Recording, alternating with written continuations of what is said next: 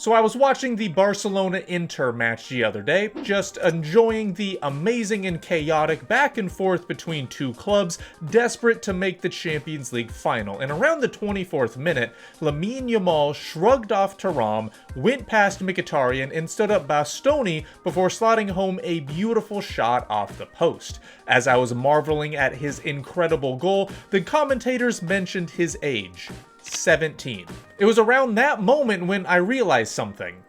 My hip hurts. Apparently, I have a bad hip? What do you mean I have a bad hip? My hips have been fine all my life. You're now telling me I have to do hip mobility exercises now? Typically, a healthy person doesn't need to do hip mobility exercises or any mobility exercises if they lift weights properly, which I do, considering I have multiple degrees and certifications. A bachelor's in exercise science, a master's in exercise and nutrition. I'm a certified strength and conditioning specialist. I've worked with Olympians before, man. And yet, you're telling me that all of those things don't matter a turtle's wink because Father Time decided that my hips are gonna be just like a diabetic's pancreas. Useless. Now every year, it seems as I get older, these wonder kids who pop up and become stars just get younger. When I was growing up, I saw and heard people like Bale, Wilshere, Mario Götze being these highly rated prospects, mostly because I signed them on FIFA, but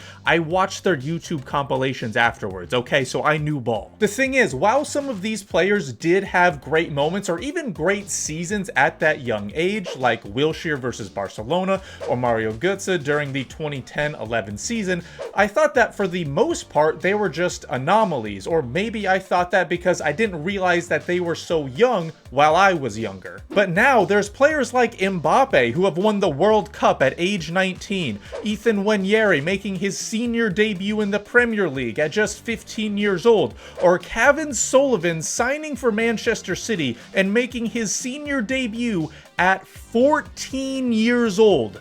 He is 14! I'll ask the question every single news outlet asks when something like this happens. What were you doing when you were 14? Well, me, I was busy doing socially awkward things as a freshman in high school, like tripping up the stairs and forcing people to wait for me during a busy passing period as I was struggling to stand up.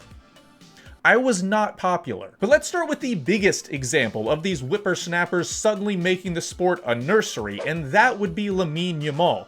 And let's start with the fact that he's good. I don't mean good for his age, I just mean flat out good. He's got amazing dribbling and control of the ball, even in tight spaces, as you can see with this clip that took about 5 seconds to find. He can pick out a pass very, very well, as he's leading the Liga in assists, and is capable of shooting in the right circumstances, as he made that very clear with his goal for Spain at the Euros in 2024. Oh yeah, and I forgot to mention that part. In addition to being extremely good at such a young age, he's already won a few trophies as well, like the Euros, the Copa del Rey, and is on course to win La Liga and the Champions League this year, something that would make him the youngest player ever to win the treble. And I mean, I guess it makes sense why he's so good. I mean, practice does indeed make perfect, and when you've had over 100 appearances for Barcelona before you turn 18, that's a hell of a lot of practice to make you perfect. Now, while pretty much everyone under the sun who's ever been a left-footed right winger has been dubbed the next Messi,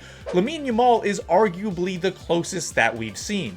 And I mean that literally, because he was born about 10 minutes away from Camp Nou. I mean, the kid was practically birthed inside the stadium. But while there are some comparisons that you can make to Messi right now, I'd rather not make any to begin with, because again, he's 17. Anything can happen in the next few years.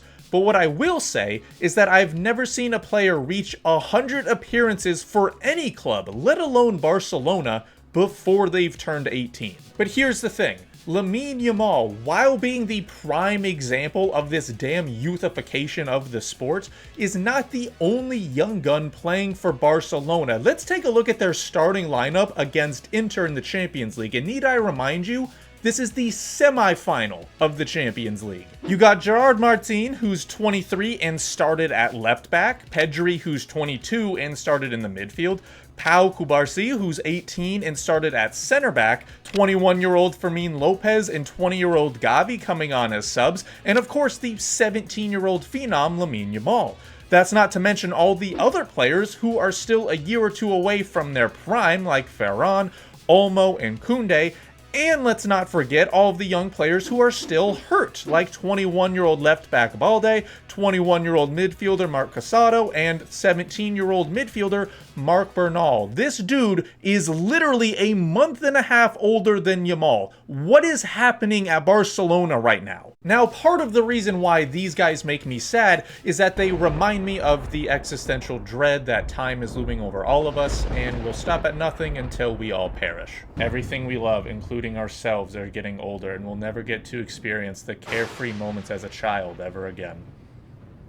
Another part is they're just better than I was at that age, okay? Like, it's not good to compare yourself to others, but I'll be frank, I'm jealous. However, more important than those things, I'm actually a little worried for these kids, especially Lamine Yamal, burning themselves out. Those 100+ appearances for Yamal that we mentioned before are just for Barcelona. He's also gotten 19 caps for Spain, more than Cucurella, Zubimendi, Grimaldo. I mean, I want to make it clear, I have no issue with him getting into the team to begin with. He clearly deserves it and is immensely talented. The issue I do have is seeing him turn into a player that burns out too quickly, almost reminiscent of Wayne Rooney in a way. Now, Rooney was still able to play into his 30s, but once he hit that age, his form dramatically fell off. And while there were other factors for his decline, such as genetics, his drinking, and his playing style, playing routinely at such a young age helped him reach his decline much, much faster. It's why people have argued that his peak was during his early 20s,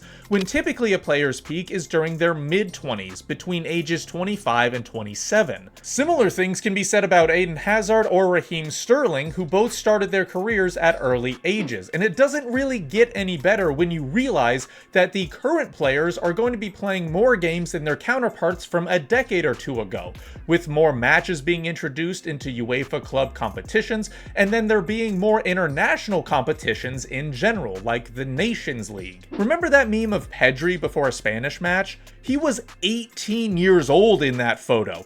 This was his 63rd match in less than 300 days, meaning he was playing a game on average every 4 days and 17 hours. At the moment, Yamal is on that same path, and I'm not saying that he needs 4 weeks of rest between every single match, or that he should be rested during an important part of the season if he's healthy, but with all of these new competitions and matches being added to the schedule, I think that managing these players, especially ones that are literal children, will become more and more important. I mean, I don't know, maybe he doesn't need to play a full 90 minutes against Red Star, okay? And let's remember that while this is obviously a physically demanding sport, it's also an emotionally and mentally demanding sport as well. I mean, have we forgotten that football Twitter exists? Football Twitter had a whole meltdown when Yamal and his then girlfriend broke up. People were just a bit too interested in a child's relationship status, which honestly says more about them. But for an adult, that can be a lot, let alone a 16-year-old kid who is still on his parents' health insurance. The point is this: it's very cool to see these young guns balling out and making a name for themselves, but we the fans have to remember to just not be weird about them, and the clubs have to remember that they have an obligation to protect and help them, even if they're doing it from a monetary standpoint rather than a moral one. Because let's be honest, do we really expect Real Madrid to have morals? No, I don't think so.